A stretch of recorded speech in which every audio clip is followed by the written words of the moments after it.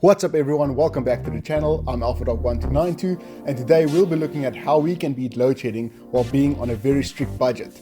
Let's get into it.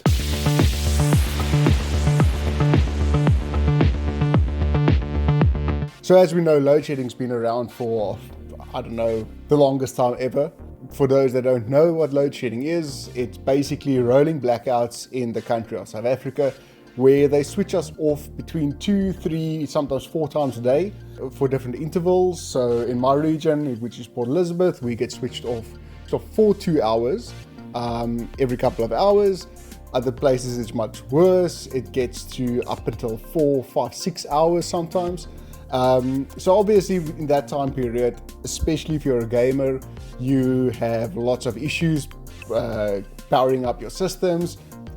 I've seen a lot of posts on Zaga, the ZA Gaming Alliance, where people always ask, what size inverter do I need, or what backup power system do I need, or what can we do in order to get through load shedding for at least 2 hours.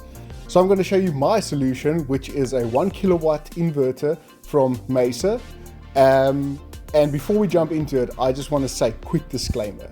Everything I show you is of my own experiences. You might have different experiences. It's based on the calculation of my home. It's also based on how many times we get load shedded a day.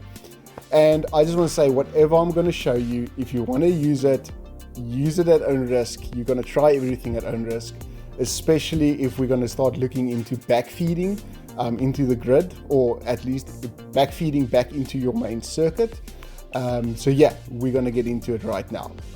Due to load shedding, we are in my garage, which is also my workshop area where I build, test and refurbish consoles. So we'll be here for tonight. I've got a makeshift backlight that I made that's running off my inverter with my camera set up, and I'm using my phone, you'll see occasionally, as a microphone for better audio quality.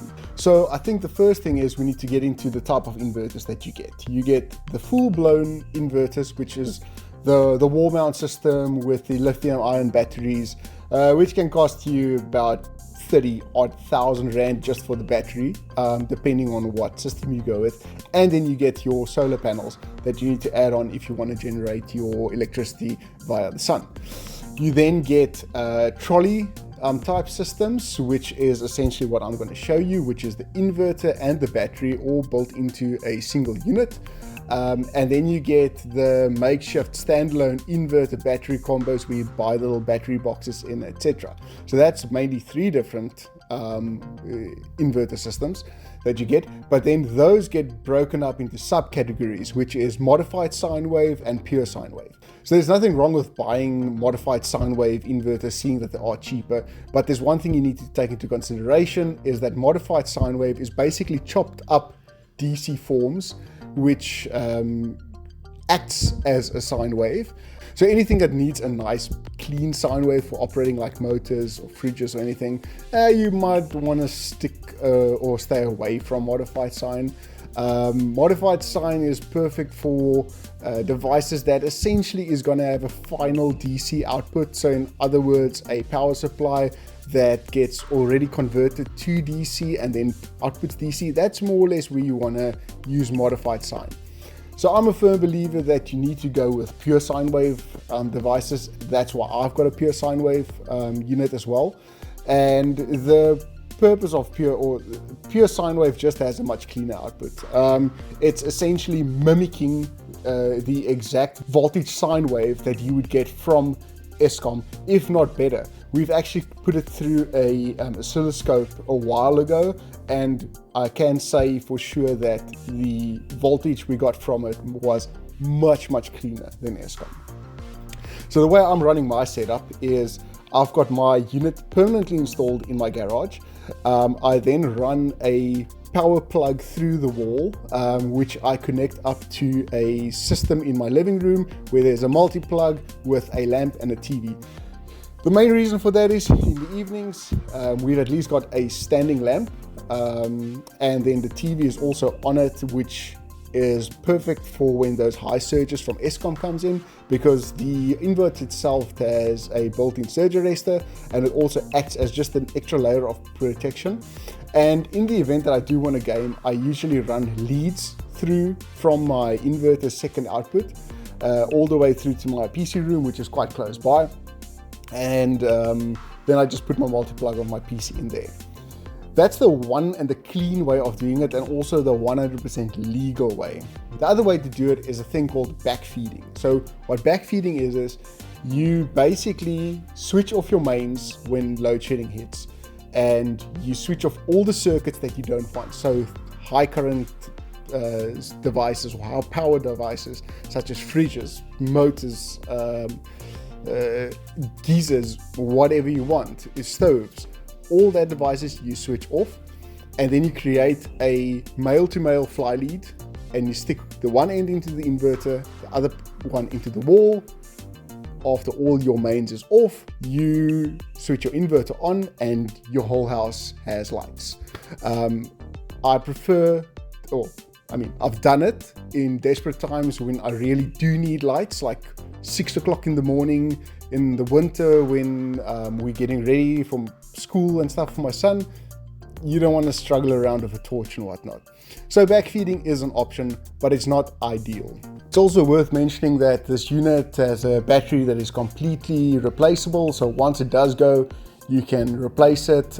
At the moment, it's just a deep cycle lead acid battery. Nothing fantastic, but it does the job to get started. It is also 100% lithium ion compatible, so you can just insert one of those batteries when you've got the money to spend on it.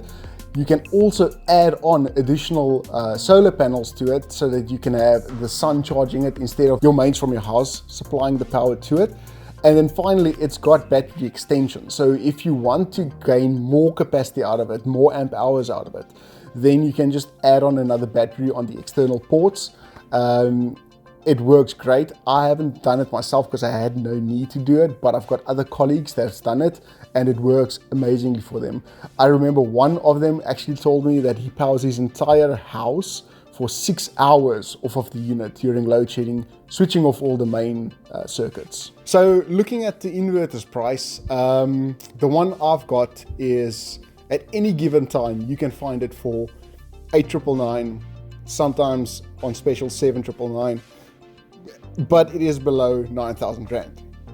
And the only other thing you need for it is essentially an extension lead, or if you want to, you can wheel it around from room to room where you need it. It's also super quiet, so it barely makes noise. So that's also another option. So if you want to use it in your PC room, you wheel it into the PC room and throw your two systems on it. From a capacity point of view, I've never ran this inverter flat in the 2 hours load sheddings that we do get. In general, I put my TV on it, a lamp, sometimes my gaming system, but I need to add, I run off a gaming laptop. My wife also runs off a gaming laptop, so the maximum power supply pool we've got is about 250 watts. However, I used to have a gaming PC that had a 550 watt power supply, and I would run on that thing fine for 2 hours. So it really depends on your capacity that you've got. Obviously, if you've got a PC with an 850 watt power supply, it might struggle a bit going on 1 kilowatt, but then you also need to ask yourself, how much power does your PC actually pull? Because I remember my 550 watt power supply, when measured, sometimes only went up to like 320 watts. It all depends, but don't go around and think that a 1 kilowatt unit is gonna power your 4090. Then again, if you do have a 4090, you can probably spend a bit more on an inverter anyway. So in a nutshell, that's the Mecer 1 kilowatt trolley inverter, the all-in-one unit. If you like this video, please consider subscribing, liking it, comment down below. If you have any questions, please drop the comments down below. I can try and answer it and see if I can help you out. Also, down below, I'll have links of everywhere where you can buy this exact unit. They are not affiliated links, so feel free to purchase it and I won't gain anything out of it. Once again, thanks for checking this out. I hope it was educational. I hope some of you have now a better understanding of what you can get for the low price of 9,000 Rand and be able to power your entire house.